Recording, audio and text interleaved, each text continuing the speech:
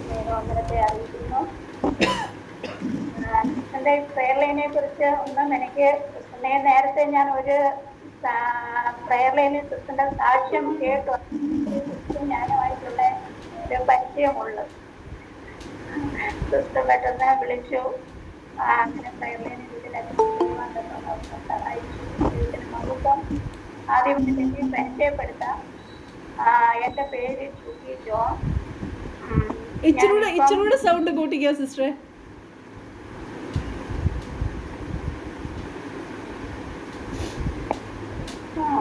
Okay. എൻ്റെ പേര് Jubi John. Husband pastor John കേറ്റി. 2 മക്കളും ഉണ്ട്. അവര് മൂത്ത മോള് ബാംഗ്ലൂരിൽ പഠിച്ചുകൊണ്ടിരിക്കുന്നു, ഇളയ മോൾ ഇവിടെ പൂനെയിൽ. ഞങ്ങള് കർത്താവിൻ്റെ വേലയിൽ 17 വർഷമായിട്ട് ബീഹാർ മൂസാഫർപൂർ എന്ന സ്ഥലത്തായിരുന്നു ഇതുവരെയും വർക്ക് ചെയ്തുകൊണ്ടിരുന്നത്. ഇപ്പോൾ ഞങ്ങൾ ഇവിടെ കുടുംബമായിട്ട് ഇവിടെ പൂനെയിലായിരിക്കുന്നു. ഇത്രയാണ് എന്നെ ഞാൻ പരിചയപ്പെടുത്തിയിരിക്കുന്നത്. ഹല്ലേലൂയ. ഇനിയും എൻ്റെ ഒരു ചെറിയ സാക്ഷ്യം പറഞ്ഞുകൊണ്ട് നമുക്ക് വചനത്തിലേക്ക് കിടക്കാം. എൻ്റെ ജനനം കേരളത്തിലാണ്. കേരളത്തിലെ കൊല്ലം ജില്ലയിൽ അഞ്ചൽ ചെണ്ണപ്പെട്ട എന്ന സ്ഥലത്താണ് ഞാൻ ജനിച്ചത്. എൻ്റെ ബാക്ക്ഗ്രൗണ്ട്, ഞാനൊരു കത്തോലിക്ക കുടുംബത്തിലാണ് എൻ്റെ ജനനം. എന്നാൽ 28ാമത്തെ വയസ്സിൽ എൻ്റെ കർത്താവിനെ രുചിച്ചറിയുവാൻ തക്കവണ്ണം എനിക്ക് ഭാഗ്യം ലഭിച്ചു. അതിന് ഞാൻ ദൈവത്തിന് സ്തോത്രം പറയുന്നു. അത് എൻ്റെ വിവാഹത്തിന് ശേഷമാണ് അങ്ങനെ ഒരു വഴിത്തിരിവിലേക്ക് വന്നത്. വിവാഹം കഴിഞ്ഞ് വളരെ ഒരു പ്രതികൂല സന്ധിയിലൂടെയാണ് ഞങ്ങൾ കടന്നു പോയിക്കൊണ്ടിരുന്നത്. അവിടെ മുഖാന്തരം ദൈവം എന്നെ തൊട്ടു, ദൈവത്തെ അറിയുവാനിടയായി. വിവാഹം കഴിഞ്ഞു. എല്ലാവരും വിവാഹം കഴിഞ്ഞ് വീട്ടിലോട്ട് ചെന്ന് സന്തോഷമായൊരു ജീവിതമാണ്. എന്നാൽ എനിക്ക് വീട്ടിലോട്ട് കല്യാണം കഴിഞ്ഞ് എൻ്റെ വീട്ടിലോട്ട് കയറി ചെല്ലുമ്പോൾ എൻ്റെ ഭർത്താവ് എൻ്റെ വീട്ടിലോട്ടാണ് കൊണ്ടുവന്നത്. ഭർത്താവ് പറയുന്നത് രാത്രിയായപ്പോൾ വീഡിയോ എടുത്തുകൊണ്ട് വരാനാണ് പറയുന്നത്. അപ്പം ഞാൻ വിചാരിച്ചു, ആദ്യത്തെ ദിവസം വലിയ ഒരു പരിചയമില്ല, നമുക്ക് എങ്ങനെയാണ്, മാനസിക രോഗിയാണോ ഏതാണ് നമുക്ക് ഒന്നും അറിയില്ല. എൻ്റെ പിതാവിൻ്റെ കയ്യിൽ ബീഡിയുണ്ട്. പിതാവ് ബീഡി വലിക്കുന്നത് ഹസ്ബൻഡ് കണ്ടു. അതുകൊണ്ടാണ് എന്നോട് ചോദിക്കുന്നത് ബീഡി എടുത്തുകൊണ്ട് വരാൻ. അങ്ങനെ ഞാൻ ആ രാത്രിയിൽ ഹസ്ബൻഡിന് ബീഡി എടുത്തുകൊണ്ട് കൊടുത്തു. കതവടച്ചു. ആരും കാണാതെ പുള്ളി ജനൽ തുറന്നു ബീഡി വലിച്ചു. അതിൻ്റെ പുക കളഞ്ഞു. ഞാൻ വിചാരിച്ചു ഇത്രയും ഉള്ളൂ. എന്നാൽ പിറ്റേ ദിവസം തൊട്ട് ഇത് എത്രത്തോളം ഒരു മദ്യപാനിയാണെന്ന് ഞാൻ അറിഞ്ഞില്ല.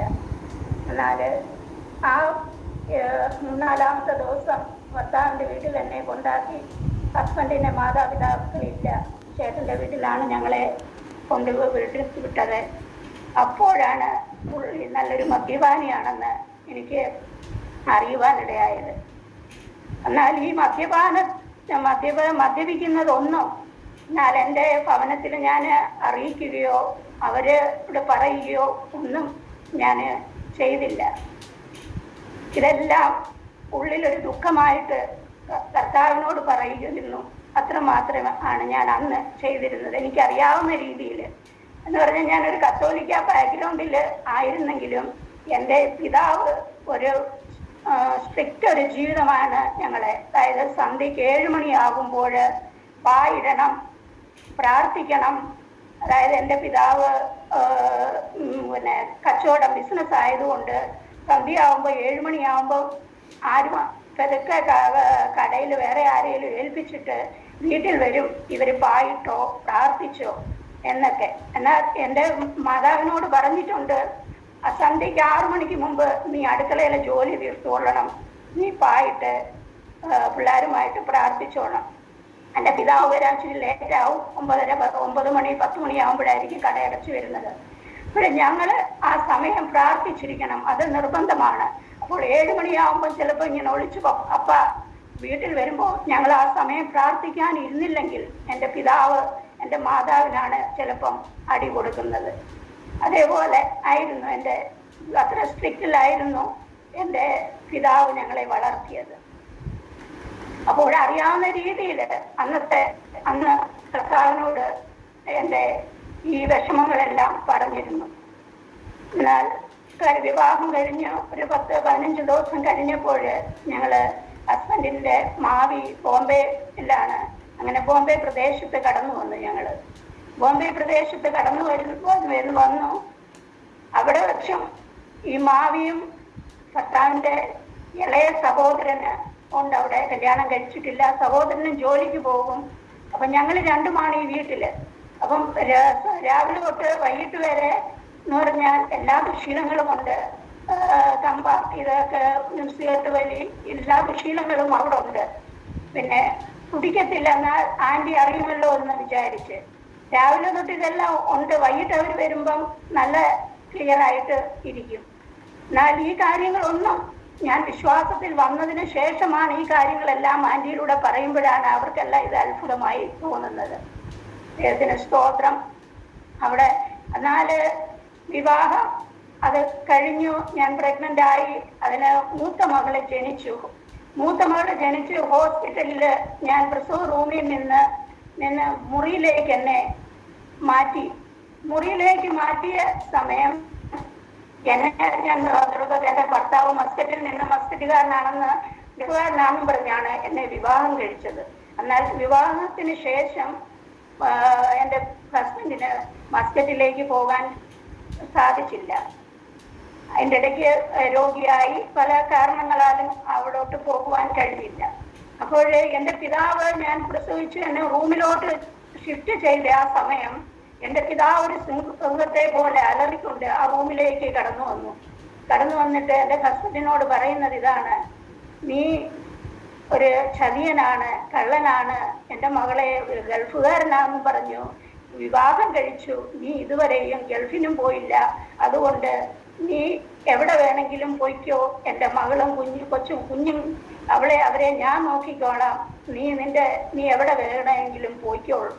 അപ്പോൾ എനിക്ക് അവിടെ ഒന്നും സംസാരിക്കുവാനോ ഒന്നും പറ്റത്തില്ല. ഞാൻ ആ റൂമിൽ, അതായത് പിന്നെ ഡെലിവറി റൂമിൽ നിന്ന് റൂമിലോട്ട് ഇങ്ങോട്ട് മാറ്റിയതേ ഉള്ളൂ. കരയുവാൻ മാത്രമേ കഴിയുള്ളൂ എന്ന് പറഞ്ഞാൽ എൻ്റെ പപ്പയുടെ കൂടെ മറുത്തൊരു സംസാരിക്കുന്ന സ്വഭാവമൊന്നും ഞങ്ങൾക്ക് ഇല്ല. അതേപോലെ ഞങ്ങളെ സ്ട്രിക്റ്റിലാണ് വളർത്തിയത്. ആ നിമിഷം എന്ത് ചെയ്യണമെന്ന് അറിയത്തില്ല. കരയുവാൻ മാത്രമേ അന്ന് കഴിയുള്ളൂ. അങ്ങനെ അവിടെ നിന്ന് ഡിസ്ചാർജായി കാറിൽ എന്നെ അവിടുന്ന് ഡിസ്ചാർജാക്കി ഭവനത്തിൽ കൊണ്ടാക്കി ഹസ്ബൻഡ് ഒരു സൂട്ട് കേസുമായിട്ട് അവിടെ നിന്ന് പോകുന്നു. വേറെ ഒന്നും ഒന്നാമത് നടുവേദന, സുഖമില്ല, അതുകൊണ്ടാണ് ഗൾഫിൽ പോകാത്തത്. പിന്നെ മറ്റൊന്ന് ഹസ്ബൻഡിൻ്റെ പപ്പയും മമ്മിയും ചെറുപ്പത്തിലേ മരിച്ചു. അവിടെ ആരുമില്ല. പിന്നെ എന്നെ അങ്ങോട്ട് കൊണ്ടുപോയാലും ആരും നോക്കാനില്ല. സഹായ അവസ്ഥയാണ് അവിടെ. എന്നാൽ ഞാൻ എൻ്റെ മനസ്സിൽ ആ സമയം ഇങ്ങനെ ചിന്തിച്ചു, വിവാഹം കഴിഞ്ഞാൽ ഒരു പെണ്ണ് ഭർത്താവിൻ്റെ ആവ് എന്ത് പറയുന്നു അതിന്. എന്നാൽ ആ സമയം എന്നെ വിളിക്കുകയോ ഒന്നും ചെയ്തില്ല. ഞാൻ എൻ്റെ ഭവനത്തിൽ എന്നെ കൊണ്ടാക്കി ഒരു സൂട്ട് കേസുമായി എൻ്റെ ഹസ്ബൻഡ് അവിടെ നിന്ന് പോകുന്നു. ഞാൻ ഭവനത്തിൽ ആയിരിക്കുന്നു. എൻ്റെ പിതാവ് അല്പം മദ്യപിക്കും.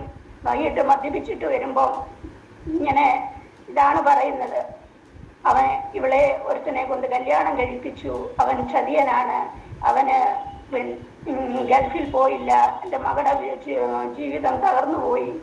ഇതാണ് എപ്പോഴും എനിക്ക് കേൾക്കുവാൻ കഴിയുന്നത്. ഞാൻ ഇങ്ങനെ ഇത് കേൾക്കുമ്പോഴും കരച്ചിൽ തന്നെ കരച്ചില്.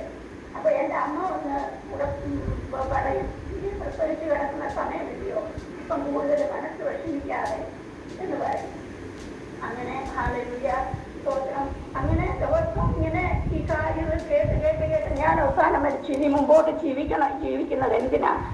അപ്പൊ എൻ്റെ വഴിയിൽ നോക്കുമ്പം, മേലോട്ട് നോക്കുമ്പം ഫാൻ മാത്രമാണ് ഒരാശ്രയം. ഞാൻ വിചാരിച്ചു ഈ ഫാനിൽ അങ്ങ് കെട്ടിത്തൂക്കി മരിച്ചാലും. ഭർത്താവ് പോയി വീട്ടില് ഒറ്റയുള്ള അവസ്ഥ. പപ്പയോട് ഇങ്ങനെ പറയുന്നു. പപ്പ പറയാനുള്ള കാരണം നാട്ടുകാർ വിവാഹം കഴിഞ്ഞ് ഭർത്താവ് ഗൾഫിന് പോയില്ല. അപ്പൊ നാട്ടുകാരെല്ലാവരും ചോദിക്കുന്നു, മരുമകൻ ഇതുവരെയും ഗൾഫിന് പോയില്ലയോ എന്ന്. അപ്പം ഗൾഫിന് പോയില്ലയോ എന്ന് ചോദിക്കുമ്പം എൻ്റെ പിതാവിനത് മനസ്സിൽ ഭയങ്കര വിഷമം തട്ടുന്നു. ഇത് കാരണമാണ് എൻ്റെ പിതാവ് ഈ പലരുടെയും കുത്തുവാക്കുകൾ, വിഷമങ്ങൾ സഹിക്കുക വയ്യാതെ വന്നപ്പോഴാണ് ഇങ്ങനെ പെട്ടെന്ന് പൊട്ടിത്തെറിച്ച് ഇങ്ങനെ സംസാരിക്കുന്നത് എൻ്റെ പിതാവ്.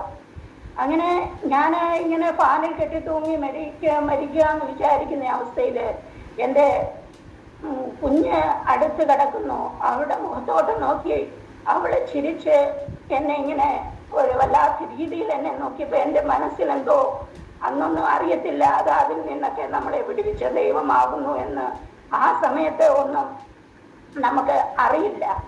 അങ്ങനെ അതിൽ നിന്ന് എന്നെ അവിടെ പിടിച്ചു മാറ്റി ആ കുഞ്ഞിൻ്റെ മുഖത്തോട്ട് നോക്കിയപ്പം എനിക്ക് അതിൽ നിന്ന് എന്നെ ഞാൻ ഫാനിൽ കെട്ടി തൂങ്ങി മരിക്കാമെന്നുള്ള ആ ചിന്ത എൻ്റെ ഉള്ളത്തിൽ നിന്ന് നീക്കിക്കളഞ്ഞു. അങ്ങനെ ഞാൻ കൂടുതൽ അധികം പിന്നെ എൻ്റെ പിതാവ് അങ്ങനെ സംസാരിച്ചില്ല. ഞാൻ കൂടുതൽ വചനം വായിക്കുകയും പ്രാർത്ഥിക്കുകയും അങ്ങനെ എനിക്കറിയാവുന്ന രീതിയിൽ അന്നത് ഞാൻ പ്രാർത്ഥിച്ച് മുമ്പോട്ട് പോയിക്കൊണ്ടിരുന്നു.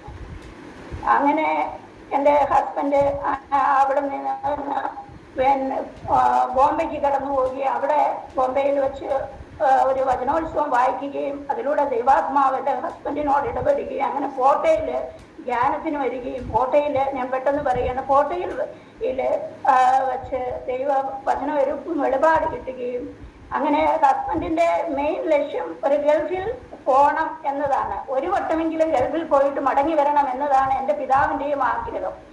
അങ്ങനെ അവിടെ നിന്ന് കോട്ടയിൽ നിന്ന് തിരിച്ച് എൻ്റെ വീട്ടിൽ നിന്ന് വരുവാനുള്ള ഒരു സാധ്യതയും ഇല്ല എന്ന് പറഞ്ഞാൽ എൻ്റെ ഹസ്ബൻഡ് പറഞ്ഞത്, നീ എവിടെയെങ്കിലും പൊയ്ക്കുള്ളൂ, നീ ഇങ്ങോട്ട് വല്ല 4-5 വർഷം കഴിഞ്ഞിട്ട് നീ ഇങ്ങോട്ട് വന്നാൽ. ഞാനും പറഞ്ഞു 2-3 വർഷം കഴിഞ്ഞിട്ട് ഇങ്ങോട്ട് വന്നാൽ മതി എന്ന് നേരത്തെ ആ സാഹചര്യത്തിൽ പറഞ്ഞു.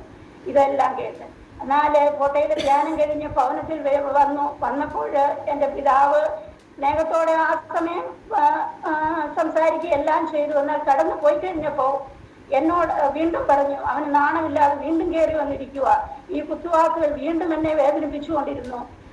ഞാൻ പറഞ്ഞു, ഇനി പോകുന്നതിന് മുമ്പ് ഒന്നും കൂടെ വരാമെന്ന് എന്നോട് പറഞ്ഞപ്പോൾ ഞാൻ പറഞ്ഞു, ഇനി ഇങ്ങോട്ട് വരണ്ട, ഞാൻ എൻ്റെ പിതാവിൽ നിന്ന് ഇത്രത്തോളം അത് കേട്ടുകൊണ്ടിരിക്കുന്നു, ഇനി വരണ്ട. അങ്ങനെ അവിടെ നിന്ന് ഹസ്ബൻഡ് ബോംബെക്ക് പോവുകയും ബോംബെയിൽ ഇടയ്ക്ക് ഒത്തിരി ചേഞ്ചസ് ഉണ്ട് എൻ്റെ ഹസ്ബൻഡിൻ്റെ ജീവിതത്തിൽ ദൈവം പ്രവർത്തിച്ചതൊക്കെ ഞാൻ പറയുന്നില്ല. അങ്ങനെ അവിടെ നിന്ന് അബുദാബിക്ക് എൻ്റെ ഹസ്ബൻഡിന് കടന്നു പോകുവാൻ തക്കവണ്ണം ഇടയായി. കോട്ടയിലെ ആ പ്രാർത്ഥനയിൽ ഹസ്ബൻഡിന് രോഗസൗഖ്യം നൽകി. അങ്ങനെ അവിടെ നിന്ന് അബുദാബിയിൽ എൻ്റെ ഹസ്ബൻഡ് കടന്നു പോകുവാനിടയായി. അങ്ങനെ അബുദാബിയിൽ വെച്ച് എൻ്റെ ഹസ്ബൻഡാണ് ആദ്യം കർത്താവിനെ രക്ഷിതാവും നാഥനുമായി സ്വീകരിക്കുകയും കർത്താവിനെ അറിയുവാൻ ഇടയായതും എല്ലാം ആണ് ആദ്യം വിശ്വാസത്തിലേക്ക് വരുന്നത്. എന്നാൽ വിശ്വാസത്തിലേക്ക് വന്നു കഴിഞ്ഞ് എൻ്റെ കൂടെ വചനം പറയുമ്പോൾ ഞാൻ എതിരായിരുന്നു. 2 വർഷം കഴിഞ്ഞ് തിരിച്ച് വീട്ടിൽ വന്നപ്പോൾ എന്നെ ചർച്ചിൽ അവിടെ വെച്ച് എൻ്റെ അബുദാബിയിൽ വെച്ചാണ് എൻ്റെ ഹസ്ബൻഡ് സ്നാനപ്പെടുത്തുക എല്ലാം ചെയ്തത്. തിരിച്ച് നാട്ടിൽ വന്നപ്പോൾ എന്നെ ആരാധനയ്ക്ക് വിളിച്ചപ്പോൾ ഞാൻ പറഞ്ഞു, ഞാൻ വരത്തില്ല, മെൽച്ചാൻ്റെ ചർച്ചിൽ പോയിക്കോ, ഞാൻ എൻ്റെ ചർച്ചിൽ പോയിക്കോളാം എന്ന് ഞാൻ പറഞ്ഞു. അങ്ങനെ 2 പേരും 2 ചർച്ചിൽ പോയിക്കൊണ്ടിരുന്നു. അങ്ങനെ അവിടെ ഞങ്ങളുടെ വീട്ടിൻ്റെ അടുത്ത് 21 ദിവസത്തെ ഉപവാസ പ്രാർത്ഥനയിൽ ഞാൻ പോകുവാനിടയായി. അന്ന് ഞാൻ ജോലി ചെയ്തുകൊണ്ടിരിക്കുന്ന സമയമാവുന്നു. അഞ്ചൽ മിഷൻ ഹോസ്പിറ്റൽ എന്ന് പറയും, അവിടെ ലാബ് ടെക്നീഷ്യനായിട്ട് അവിടെ ജോലിയും ചെയ്തുകൊണ്ടിരിക്കുമായിരുന്നു. വലിയ വിവാഹം കഴിഞ്ഞിട്ട് കുറച്ച് നാൾ പ്രഗ്നൻ്റ് ആയപ്പോൾ ജോലി റിസൈൻ ചെയ്തു. അത് കഴിഞ്ഞ് മോളെ കഴിഞ്ഞിട്ട് വീണ്ടും ഞാൻ ഹോസ്പിറ്റലിൽ ജോലിക്ക് പ്രവേശിച്ചു. ജോലിക്ക് പോയിക്കൊണ്ടിരിക്കുന്ന ആ സമയമായിരുന്നു. ഞാൻ ജോലിക്ക് പോകാൻ വേണ്ടിയിട്ട് എൻ്റെ ഭവനത്തിലോട്ട് പോകാൻ, ഹസ്ബൻഡിൻ്റെ ഭവനത്തിൽ നിന്ന് അങ്ങോട്ട് പോകാനിരിക്കുമ്പോഴാണ് ഒരു അങ്കിൾ വന്ന് പറയുന്നത്, ഇവിടെ 21 ദിവസത്തെ ഉപവാസ പ്രാർത്ഥന നടക്കുന്നു, നീ പോകുന്നില്ലയോ എന്ന്. അങ്ങനെ ആ ഉപവാസ പ്രാർത്ഥനയിൽ ഞങ്ങൾക്ക് കുടുംബമായി അതിൽ അറ്റൻഡ് ചെയ്യുവാനും സഹായിച്ചു. ആ 21 ദിവസത്തെ ആ ദൈവത്തെ രക്ഷിതാവുനാഥനുമായി സ്വീകരിക്കുവാൻ എനിക്കും ഭാഗ്യം ലഭിച്ചു. 2004 ആണ് മാസമായിരുന്നപ്പോഴാണ് ഞാൻ പെടുന്നത്. അത് കഴിഞ്ഞ് 2000 ആ സമയം വേണ്ടിയാണ് വന്നത്. എന്നാൽ ദൈവത്തിന്റെ ആലോചന ബൈബിൾ കോളേജിൽ കർത്താവിന്റെ വേല ചെയ്യുക എന്നുള്ളതായിരുന്നു. അങ്ങനെ കർത്താവിന്റെ ദാസൻ ബൈബിൾ കോളേജിൽ പഠിച്ച് 3 വർഷം പഠിച്ചു കഴിഞ്ഞ് കർത്താവിന്റെ ആലോചന ഞങ്ങൾക്ക് ബീഹാറിലേക്ക് കർത്താവിന്റെ വേല ചെയ്യുവാനായിരുന്നു.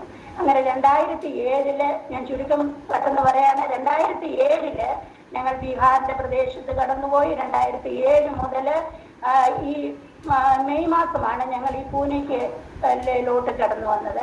അതുവരെ കർത്താവിന്റെ വേല ബീഹാറിന്റെ ദേശത്ത് ചെയ്യുവാൻ തക്കോണം കർത്താവ് ഞങ്ങളെ സഹായിച്ചു. അനേകരെ അവിടെ സ്നാനപ്പെടുത്തുവാനും അനേകരെ രക്ഷയിലേക്ക് കൊണ്ടുവരുവാനും ഒക്കെ അവിടുന്ന് ഞങ്ങളെ കർത്താവ് എടുത്തുപയോഗിച്ചു. അനേക പ്രതികൂലങ്ങൾ പ്രതിസന്ധികളുടെ എല്ലാ മധ്യത്തില് ദൈവം ഞങ്ങളെ അവിടെ പരിപാലിച്ചു, കാത്തു. ദൈവത്തിന് സ്തോത്രം. ഹല്ലേലൂയ. ദൈവം അവിടെ അനേക പ്രതികൂലങ്ങൾ ഒക്കെ ഉണ്ടായിരുന്നു. ആദ്യം ചെന്നപ്പോൾ 2007 അവിടെ ചെന്നപ്പോൾ കാലാവസ്ഥ പോലും എനിക്ക് അവിടെ ഒട്ടും പിടിക്കത്തില്ല. ചൂടത്തൊക്കെ ഭയങ്കരമായ ബുദ്ധിമുട്ട്. അവിടെ എല്ലാ അവസ്ഥയിലും ദൈവം പരിപാലിച്ചു. ഞങ്ങളെ അവിടെ നിലനിർത്തി 17 കർത്താവിന്റെ നിലയിലായിരിക്കാത്തോളം അവിടുന്ന് സഹായിച്ചു. ഇപ്പോൾ ഞങ്ങൾ പൂനെയുടെ പ്രദേശത്ത് കടന്നു വന്നു.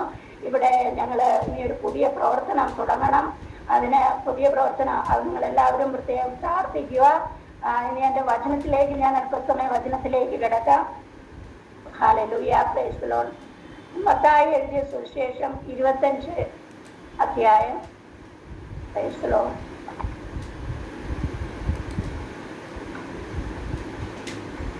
അല്പസമയം നമുക്ക് വചനത്തിലേക്ക് കിടക്കാം.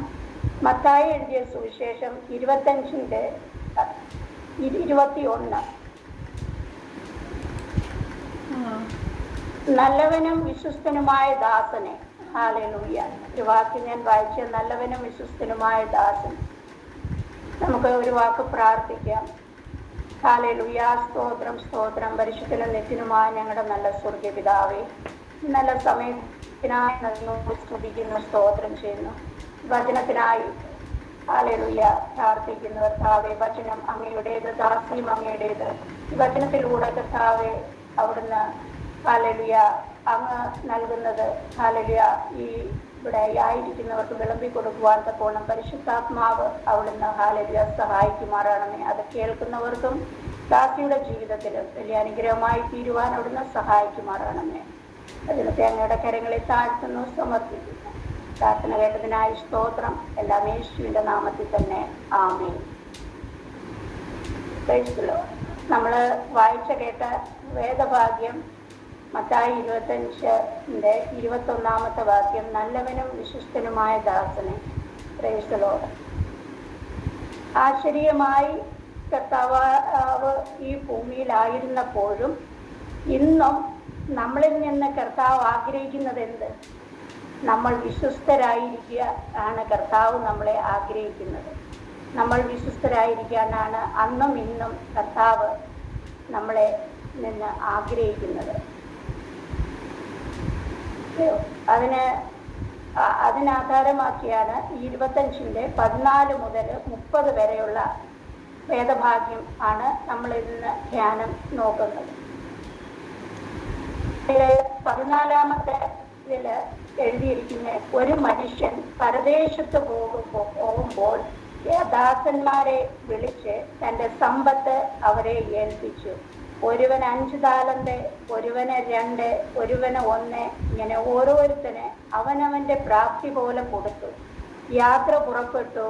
5 താലന്ത് ലഭിച്ചവനെ ഉടനെ ചെന്ന് സമ്പാദിച്ചു. 5 താലന്ത് സമ്പാദിച്ചു. അങ്ങനെ തന്നെ 2 താലന്ത് ലഭിച്ചവൻ വേറെ 2 നേടി. 1 ലഭിച്ചവനോ പോയി നിലത്തെ ഒരു കുഴി കുഴിച്ച് യജമാനന്റെ ദ്രവ്യം മറച്ചു വച്ചു. ഹല്ലേലൂയ. ഇവിടെ നമ്മൾ വായിച്ചു കേട്ടത് ഒരു മനുഷ്യൻ പരദേശത്തേക്ക് പോകുമ്പോൾ ദാസനെ വിളിച്ച് തൻ്റെ സമ്പത്ത്, അതായത് നമ്മളിപ്പോൾ ഇവിടെ നാട്ടില് നമുക്ക് ചിലപ്പം 5 ഏക്കർ ഭൂമിയുണ്ട്, അല്ലെങ്കിൽ 10 ഏക്കർ ഭൂമിയുണ്ട്. 5 ഏക്കറിൽ അതിൽ 3, 2, 1 അങ്ങനെ വീതിച്ച് 3 പേർക്കായിട്ട് നമ്മൾ കൊടുത്തിട്ട് ചിലപ്പം വേറൊരു ദേശത്തേക്ക് കടന്നു പോകുന്നു. അതേപോലെയാണ് ഇവിടെ ഉദ്ദേശിച്ചിരിക്കുന്ന ദൈവം തന്നിരിക്കുന്ന ആത്മീയ കൃപാവരങ്ങളാണ് നമ്മൾ ഈ ഉപമയിലൂടെ നമ്മൾ ഇന്ന് മനസ്സിലാക്കാൻ പോകുന്നത്. ദൈവം തന്നിരിക്കുന്ന ആത്മീയ കൃപാവരങ്ങളാണ്. ഇതിലെ ഒരു മനുഷ്യൻ പരദേശത്ത് പോകുമ്പോൾ ദാസനെ വിളിച്ച് തന്റെ സമ്പത്ത് അവരെ ഏൽപ്പിക്കുക. ഒരുവൻ 5 താലന്ത് കൊടുത്തു, ഒരുവന് 2 താലന്ത്, ഒരുവന് 1 താലന്ത്. 5 താലന്ത് ലഭിച്ചവനെ ഉടനെ ചെന്ന് വ്യാപാരം ചെയ്ത് അവൻ 5 താലന്ത് സമ്പാദിച്ചു. അങ്ങനെ തന്നെ 2 താലന്ത് ലഭിച്ചവനും എന്ത് ചെയ്തു? അവനും വ്യാപാരം ചെയ്ത് 2 താലന്ത് അവൻ യജമാനന് വേണ്ടി അവൻ സമ്പാദിച്ചു. ഇവിടെ 1 താലന്ത് ലഭിച്ചവൻ എന്ത് ചെയ്തു? 1 താലന്ത് ലഭിച്ചവൻ അവൻ ഒരു കുഴി കുഴിച്ച് യജമാനന്റെ ദ്രവ്യം മറച്ചു വച്ചു. ഹല്ലേലൂയ. ഒരു ദൈവവചനം നമുക്ക് നോക്കാം. സങ്കീർത്തനം 85:11 വിശുദ്ധത ഭൂമിയിൽ നിന്ന് മുളയ്ക്കുന്നു, നീതി സ്വർഗത്തിൽ നിന്ന് നോക്കുന്നു. ഇവിടെ നമ്മൾ വായിച്ച വിശുദ്ധത ഭൂമിയിൽ നിന്ന് മുളയ്ക്കുന്നു, നീതി സ്വർഗത്തിൽ നിന്ന് നോക്കുന്നു. നമ്മളെ ദൈവം ഓരോ സ്ഥലത്തെ ആക്കി വെച്ചിരിക്കുകയാണ്. എന്നെ ഇപ്പം പൂനെയിലാക്കിയിരിക്കുന്നു. ഇതിലായിരിക്കുന്ന ഓരോരുത്തരെയും പ്രത്യേകം അലകലക ദേശത്തില് ആക്കി വെച്ചിരിക്കുകയാണ്. അപ്പം നമുക്ക് എല്ലാം കർത്താവ് ഇവിടെ ഭൂമിയിൽ നമ്മളെ ആക്കി വെച്ചിരിക്കുന്നത്, ദൈവം നമുക്ക് ഒരു ഉദ്ദേശം തന്നിട്ടുണ്ട്. നമ്മൾ ആയിരിക്കുന്ന സ്ഥലത്ത് നമ്മൾ കർത്താവിന്റെ സാക്ഷിയായിരിക്കാനാണ്. അതായത് ഇത് പറഞ്ഞിരിക്കുന്നത് വിശ്വസ്തത ഭൂമിയിൽ നിന്ന് മുളയ്ക്കുന്നു, നീതി സ്വർഗത്തിൽ നിന്ന് മുളയ്ക്കുന്നു. ദൈവം നമ്മളെ സ്വർഗത്തിൽ നിന്ന് നോക്കുകയാണ്. നമ്മളായിരിക്കുന്ന സ്ഥലത്ത് നമ്മൾ എന്ത് ചെയ്യുകയാണ്, നമ്മൾ ഇവിടെ ഏത് സ്ഥലത്തായിരുന്നാലും നമ്മൾ അവിടെ കർത്താവിന്റെ സാക്ഷിയാവുന്നു എന്ന് ദൈവം സ്വർഗത്തിൽ നിന്ന് നമ്മളെ നോക്കിക്കൊണ്ടിരിക്കുകയാണ്. അതാണ് ഈ ഇവിടെ പറയുന്നത്, വിശുദ്ധത ഭൂമിയിൽ നിന്ന് മുളയ്ക്കുന്നു, നീതി സ്വർഗത്തിൽ നിന്ന് നോക്കുന്നു. അപ്പൊ നമ്മുടെ എല്ലാവരുടെയും ഉത്തരവാദിത്തമാണ് നമ്മൾ ആയിരിക്കുന്ന സ്ഥലത്ത് കർത്താവിന്റെ വേല ചെയ്യുക എന്നുള്ളത്. അപ്പം നമുക്ക് ഇനിയും മടങ്ങി വരാം ഇവിടെ. അപ്പം ഇവിടെ 5 താലന്തുള്ളവന് അവൻ 5 താലന്തും കൂടെ സമ്പാദിച്ചു. 2 താലന്തുള്ളവൻ 2 താലന്ത് കൂടെ യജമാനന് വേണ്ടി അവിടെ സമ്പാദിച്ചു. എന്നാൽ 1 താലന്ത് ലഭിച്ചവനെന്തോ ഒരു കുഴി കുഴിച്ച് യജമാനന്റെ ദ്രവ്യം മറച്ചു വച്ചു. വളരെ കാലം കഴിഞ്ഞ ശേഷം ആ ദാസന്മാരുടെ യജമാനൻ വന്ന് അവരുമായി കണക്ക് തീർത്തു. കുറെ കാലം കഴിഞ്ഞപ്പോഴ് യജമാനന് വരുവാണ് കണക്ക് തീർക്കുവാണ്. നമുക്ക് ഒരു 2 തിമോത്തിയോസ് 1:6 വചനം നോക്കാം.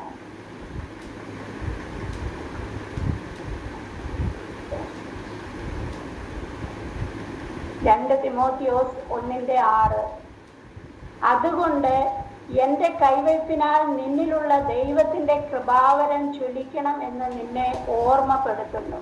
ഇവിടെ അപ്പോസ്തലനായ പൗലോസ് തന്റെ നിജപുത്രനായ തിമോത്തിയോസിനോട് പറയുകയാണ്, അതുകൊണ്ട് എന്റെ കൈവയ്പിനാൽ നിന്നിലുള്ള ദൈവത്തിന്റെ കൃപാവരം ജ്വലിപ്പിക്കണമെന്ന്. അല്ല, തിമോത്തിയോസ് പറയുകയാണ്, നീ മടിയനായിട്ടിരിക്കരുത്, നീ അധ്വാനിക്കണം. നീ മടിയനായിട്ടിരിക്കാനല്ല പറയുന്നത്, നീ അധ്വാനിക്കണം, ചുമ്മാതിരിക്കരുത്.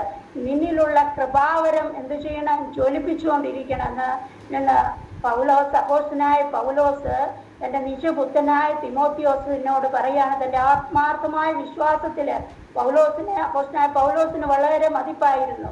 അപ്പൊ നീ ഭീരുവാകാൻ പാടില്ല. നീ അധ്വാനിക്കണം. നീ കർത്താവിനെ കുറിച്ച് സാക്ഷ്യം പറയണം. അത് ഈ പീരുത്വത്തിന്റെ ആത്മാവിനെ അല്ല നമുക്ക് തന്നിരിക്കുന്നത്. ഇവിടെ അപ്പോസ്തലനായ പൗലോസ് ഓർമ്മിപ്പിക്കുന്നു, ശക്തിയുടെയും സ്നേഹത്തിന്റെയും സുബോധത്തിന്റെയും ആത്മാവിനെയാണ് നമ്മുടെ ഉള്ളിൽ ദൈവം തന്നിരിക്കുന്നത്. അതുകൊണ്ട് നീ അലസനായിട്ടിരിക്കാനല്ല, നീ കടന്നുപോയി കർത്താവിന്റെ സാക്ഷ്യം പറയുവാനാണ് ഇവിടെ അപ്പോസ്തലനായ തിമോത്തിയോസ് ഇവിടെ പറയുന്ന അപ്പോസ്തലനായ പൗലോസ് തിമോത്തിയോസിനോട് പറയുന്നത്. അപ്പം ഇവിടെ പറയുന്നത്, അപ്പം നമ്മൾക്ക് ലഭിച്ച ആത്മീയ വരങ്ങളെ ജ്വലിപ്പിച്ചുകൊണ്ടിരിക്കണം. അതാണ് ഇവിടെ 5 ലഭിച്ചവൻ 5ഉം കൂടെ അത് സമ്പാദിച്ചു, 2 ലഭിച്ചവൻ 2ഉം കൂടെ അവിടെ സമ്പാദിച്ചു, 1 ലഭിച്ചവൻ അത് കുഴിച്ചിട്ടു. എന്നാൽ ഇവിടെ യജമാനൻ വരുന്നു കണക്ക് യജമാനന് വന്ന് അവരുമായി കണക്ക് തീർത്തു. യജമാനൻ വരുമ്പോൾ നമുക്ക് കണക്ക് തീർക്കേണ്ട സമയമാണ്. അപ്പോൾ യജമാനൻ കണക്ക് തീർത്തപ്പോൾ 5 താലന്ത് ലഭിച്ചവൻ അടുക്ക വന്ന് വേറെ 5ഉം കൂടെ കൊണ്ടുവന്നു. യജമാനെ 5 താലന്തല്ലോ എന്നെ ഏൽപ്പിച്ചത്, ഞാൻ 5 താലന്തും കൂടെ നേടിയിരിക്കുന്നു എന്ന് പറഞ്ഞു. അതിന് യജമാനനെ, നല്ലവനും വിശ്വസ്തനുമായ ദാസനെ, നീ അല്പത്തിൽ വിശ്വസ്തനായിരുന്നു, ഞാൻ നിന്നെ അധികത്തിലും വിചാരകനാക്കുന്നു, നിന്റെ യജമാനന്റെ സന്തോഷത്തിലേക്ക് പ്രവേശിക്കാമെന്ന് അവനോട് പറഞ്ഞു. ഇവിടെ പ്രശംസിക്കുകയാണ്, തന്റെ പ്രശംസിക്കുകയാണ്, നല്ലവനും വിശ്വസ്തനുമായ ദാസനെ, നീ അല്പത്തിൽ വിശ്വസ്തനായിരിക്കുന്നു, ഞാൻ നിന്നെ അധികത്തിൽ. നമ്മൾ ചെറിയ ചില കാര്യങ്ങൾ നമ്മൾ നമ്മൾ അതങ്ങ് വലിയ കാര്യമാക്കത്തില്ല. നമ്മൾ വലിയ കാര്യങ്ങൾ നമ്മൾ ക്ലിയർ ചെയ്യും. ചിലപ്പോൾ ചെറിയ കാര്യങ്ങളിൽ നമ്മൾ ക്ലിയർ ചെയ്യത്തില്ല. ഉദാഹരണത്തിന് നമ്മുടെ വീട്ടിൽ ഇപ്പം ഒരു വേലക്കാരി വരുന്നു എന്ന് വിചാരിക്കും. വേലക്കാരി നമ്മൾ നിൽക്കുവാണെങ്കിൽ അവള് ചൂലെടുത്ത് സോഫയുടെ കീഴും കട്ടിലിന്റെ കീഴും പൊടിയെല്ലാം അടിച്ചു വാരി നല്ലവണ്ണം തൂക്കും. നമ്മളില്ലാത്തപ്പോഴില്ല, ഇവിടെ അടുത്തില്ലെങ്കിൽ അവൾ പുറമെ കാണുന്ന സ്ഥലമൊക്കെ തൂത്ത് വാരി തുടച്ച് പെട്ടെന്ന് അങ്ങ് പോകും. അപ്പം ഇതിന്റെ കീഴിലും ചപ്പും ചവറും ഉണ്ട്, അത് അടിച്ചു വാരുന്നില്ല. അതാണ് നമ്മൾ ചെറിയ കാര്യങ്ങൾ പോലും നമ്മൾ കർത്താവിന്റെ സന്നിധിയിൽ നമ്മൾ നിൽക്കേണ്ടവരാകുന്നു. അതാണ് ഇവിടെ പറയുന്നത്, നീ അല്പത്തിൽ വിശ്വസ്തനായിരുന്നു, ഞാൻ നിന്നെ അധികത്തിലും വിചാരകനാകുന്നു. നമ്മൾ ദൈവസന്നിധിയിൽ ഇവിടെ പ്രശംസിക്കുകയാണ് ആ ദാസനോട്. നിന്നെ അല്പത്തിൽ വിശ്വസ്തനായിരിക്കുന്നു, ഞാൻ നിന്നെ അധികത്തിലും വിചാരിക്കുന്നു, നിന്റെ യജമാനന്റെ സന്തോഷത്തിലേക്ക് പ്രവേശിക്കുക എന്ന് അവനോട് പറഞ്ഞു. 2 താലന്ത് ലഭിച്ചവനും അടുക്ക വന്നു, യജമാനെ 2 താലന്തല്ലോ എന്നെ ഏൽപ്പിച്ചത്, ഞാൻ 2 താലന്തും കൂടെ നേടിയിരിക്കുന്നു പറഞ്ഞു. അതിന് യജമാനൻ, നല്ലവനും വിശ്വസ്തനുമായ ദാസനെ, അല്പത്തിൽ വിശ്വസ്തനായിരുന്നു, ഞാൻ നിന്നെ അധികത്തിലും വിചാരകനാക്കുന്നു. ഹല്ലേലൂയ, സ്തോത്രം. ഇവിടെ അവരെ 2 പേരെയും പ്രശംസിക്കുകയാണ്. 3-ാമത് 1 താലന്ത് ലഭിച്ചയാളും യജമാനന്റെ അടുത്ത് വന്നു. പക്ഷെ അവൻ സ്വയം നീതീകരിക്കുകയാണ്, കുറ്റപ്പെടുത്തുകയാണ്. ഇവിടെ യജമാനനെ എന്നോട് പറയുകയാണ്, നീ വിതയ്ക്കാത്തടത്ത് നിന്ന് കൊയ്യുകയും വിതറാത്തടത്ത് നിന്ന് ചേർക്കുകയും ചെയ്യുന്ന കഠിന മനുഷ്യനെന്ന് ഞാൻ അറിഞ്ഞു ഭയപ്പെട്ടു. നമ്മൾ മുകളിൽ വായിച്ചത് കഠിന മനുഷ്യനാണോ? കഠിന മനുഷ്യനാണെങ്കിൽ അവനെ 1 താലന്ത് കൊടുക്കുമോ? 1 താലന്തെങ്കിലും കൊടുത്തെങ്കിൽ കഠിന മനുഷ്യനല്ലല്ലോ. നീ ഇവിടെ സ്വയം നീതീകരിച്ച് എന്നാൽ യജമാനന്റെ അടുത്ത് വന്ന് ക്ഷമയോട് പറയുകയല്ല, എനിക്കത് ചെയ്യുവാൻ കഴിഞ്ഞില്ല. ഇതിവിടെ സ്വയം സ്വന്തം ഇവിടെ നീതീകരിക്കുകയാണ് ഇവിടെ ചെയ്യുന്നത്. Hallelujah, praise the Lord. അപ്പോൾ നമുക്ക് ഇവിടെ ഒരു വചനം കൂടെ 1 പത്രോസിന്റെ 4:10 നമുക്ക് നോക്കാം.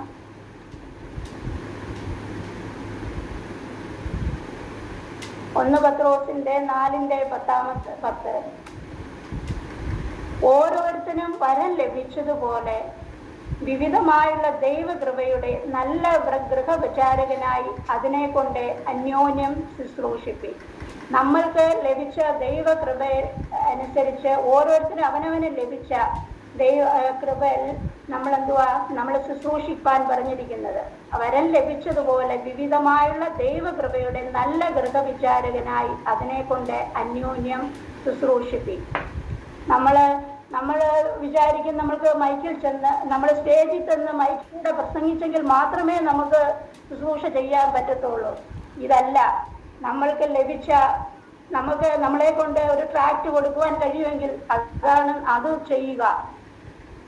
നമുക്ക് ചർച്ചിൽ പിന്നെ പാവിരിക്കാൻ പറ്റുന്ന അതും ഒരു ശുശ്രൂഷയാണ്. നമ്മൾ പാവിരിക്കുക, കസേര നമ്മൾ നേരത്തെ ചെന്ന് കസേര, ഇപ്പോഴും ചർച്ചുകളിൽ കസേരയാണ്, കസേര നേരെ ഇടുക. നമ്മൾ ചെയ്യാവുന്ന നമ്മൾ ചെയ്യുക. അതാണ് ഇവിടെ പറയുന്നത്. നമ്മള് ഓരോ ശുശ്രൂഷയും നമ്മളല്ലാതെ മയക്കി ചെന്നാലേ അതാണ് ശുശ്രൂഷ എന്നല്ല. രക്ഷിക്കപ്പെട്ട് സ്നാനപ്പെട്ട് ഓരോ വ്യക്തിക്കും ഓരോ ശുശ്രൂഷ ചെയ്യണം. അവസാനം ന്യായവിധിയുണ്ട്. അന്ന് കർത്താവിന്റെ മുമ്പിൽ നമ്മൾ നിൽക്കേണ്ടവരാകുന്നു. അതാണ് വെളിപാട് പുസ്തകത്തിന്റെ 22:12 പറയുന്നത്. വെളിപാട് പുസ്തകം 22:12 പറയുന്നു, ഇതാ ഞാൻ വേഗം വരുന്നു, ഓരോരുത്തരും അവനവന്റെ പ്രവൃത്തിക്ക് തക്കവണ്ണം കൊടുപ്പാൻ പ്രതിഫലം എൻ്റെ പക്കലുണ്ട്. Hallelujah, praise the Lord. ഞാൻ വേഗം വരുന്നു, കൈ നിറച്ച് പ്രതിഫലവുമായാണ് നമ്മുടെ കർത്താവ് വരുന്നത്. ഓരോരുത്തരും അവനവന്റെ പ്രവൃത്തിക്ക് തക്കവണ്ണം പ്രതിഫലം ചെയ്യുവാൻ കർത്താവിന്റെ ന്യായസന്നിധി നമ്മൾ നിൽക്കേണ്ടവരാണ്. ഹല്ലേലൂയ. ഈ ഉപമയിൽ നമ്മൾ വായിച്ചത് നമ്മുടെ കഴിവുകളോ നമ്മൾക്ക് ലഭിക്കുന്ന സന്ദർഭങ്ങളോ നമ്മൾ എത്ര ചെറുതോ വലുതോ ആയിരുന്നാലും നാം വിശ്വസ്തരായിരിക്കേണ്ടത് ആവശ്യമാണ്. അതിനുള്ള പ്രതിഫലവും നിശ്ചയമാണ്. മാത്രമേ അതിനെ ഉപയോഗിക്കാതെ നമ്മൾ വീഴ്ച വരുത്തിയാണ് ഒരു പാസ്റ്ററിന്റെയോ ഒരു ശുശ്രൂഷയുടെ അവരുടെ ചുമതല മാത്രമല്ല, എല്ലാവരുടെയും ചുമതലയാണ്. ഓരോരുത്തർക്കും ലഭിച്ചിരിക്കുന്ന ആത്മീയ വരങ്ങൾ അവരവന്റെ അനുസരിച്ച് അവനവൻ അത് ചെയ്യണം. ഉപയോഗിക്കാതെ വീഴ്ച വരുത്തിയ കുറ്റകരമാണെന്നാണ്. അതാണ് നമ്മൾ പറയുന്നത്. വിശ്വസ്തയോടുകൂടി നിന്ന് നമ്മൾ കർത്താവിന്റെ വേല ചെയ്യുമ്പോൾ നമ്മളെ ഏൽപ്പിച്ചിരിക്കുന്ന ആ ജോലി നമ്മൾ ചെയ്യുക. അപ്പോൾ വിശ്വസ്തന്മാർക്ക് അവിടെ ബഹുമതിയും പ്രതിഫലവും ഉണ്ട്. മടിയന്മാർക്കോ ശാസനയും ശിക്ഷയും നൽകുന്നു. കണക്ക് നോക്കുന്ന ഒരു ദിവസം ഉണ്ട്. Hallelujah, praise the Lord. ഈ ഉപമയിലൂടെ നമുക്ക് അത് കാണുവാൻ കഴിയുന്നത്. Praise the Lord, hallelujah.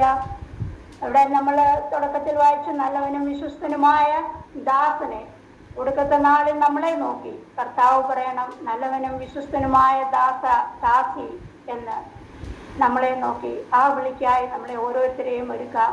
ഈ വചനത്തിലൂടെ ദൈവം നമ്മളെ എല്ലാവരെയും അനുഗ്രഹിക്കട്ടെ. ഇത്രയും സമയം തന്ന സിസ്റ്ററിന് നന്ദി പറയുന്നു. Thanks a lot sister. അനുഗ്രഹിക്കപ്പെട്ട വചനം നമ്മളോട് ശുശ്രൂഷല്ലോ. ഹല്ലേലൂയ.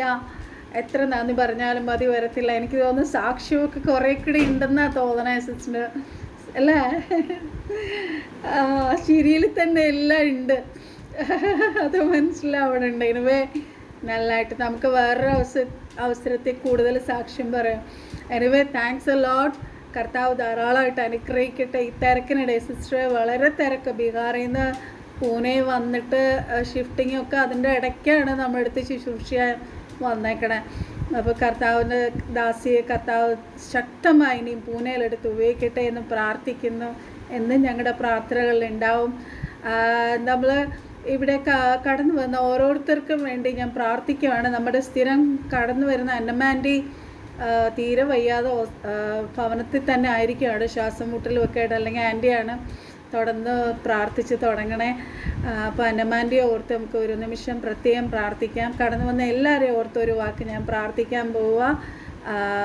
അന്നമാൻറ്റിയെ ഓർത്ത് പ്രാർത്ഥിക്കുന്നു. പരിശുദ്ധ പിതാവേ, യേശു ക്രിസ്തുവിൻ്റെ നാമത്തിൽ അപ്പോൾ അങ്ങയുടെ അടിപ്പിടനാലുള്ള സൗഖ്യത്തിൻ്റെ ശക്തി ആൻറ്റിയുടെ മേൽ പകരപ്പെടണം. അമ്മ പൂർണ്ണമായും വേഗം സൗഖ്യം പ്രാപിക്കട്ടെ.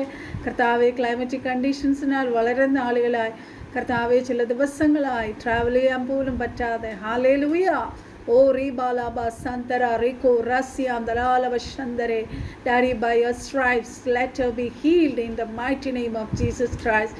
അടിയനെ ഇത്രത്തോളം സൗഖ്യം തന്നല്ലോ കർത്താവെ, ആ സൗഖ്യത്തിൻ്റെ anointment let it be showered upon അന്നമാൻറ്റി. ഹല്ലേലൂയ. അമ്മണി aunty, hallelujah. Let her be healed in the mighty name of Jesus Christ. കർത്താവെ, അശ്വതി എന്നൊരു സിസ്റ്റർ സ്ഥിരം നമ്മുടെ അടുത്ത് കയറാറുണ്ടായിരുന്നു. ഇന്ന് കീമോ കഴിഞ്ഞ് അവർ കീമോ അല്ല, ഹോസ്പിറ്റലിൽ അവർക്ക് കീമോ ആക്ച്വലി എടുക്കേണ്ട എന്നാണ് പറഞ്ഞേക്കണേ. ഇനി ട്രീറ്റ്മെൻറ്റ് എന്തോ ഒരു ചെക്കപ്പ് ഉണ്ടായിരുന്നു, വന്നപ്പോൾ ലേറ്റായി, അതാണ് അവർക്ക് കയറാൻ പറ്റിയിട്ടില്ല. ആ സിസ്റ്ററിനെ കർത്താവ് സൗഖ്യമായി ഞങ്ങൾ പൂർണ്ണമായും വിശ്വസിക്കുന്നു. ഇനിയും ഡോക്ടർമാർ പറയുന്നത് ഒന്നും ഞങ്ങൾ വിശ്വസിക്കുന്നില്ല.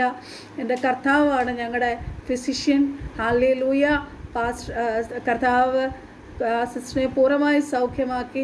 ഞാൻ അവരോട് പറഞ്ഞു, പിന്നും എന്തോ ഒരു ചെറിയൊരു മുഴയുണ്ട്, അത് ഓപ്പറേഷൻ വേണ്ടി വരുമെന്ന് അവർ പറഞ്ഞെങ്കിലും ഞാൻ പറഞ്ഞു അതൊന്നും വേണ്ടി വരത്തില്ല, ഗൈനക്കി എന്ന് പറഞ്ഞേക്കണേ അവർ ഒന്നും വേണ്ട എന്നാണ്.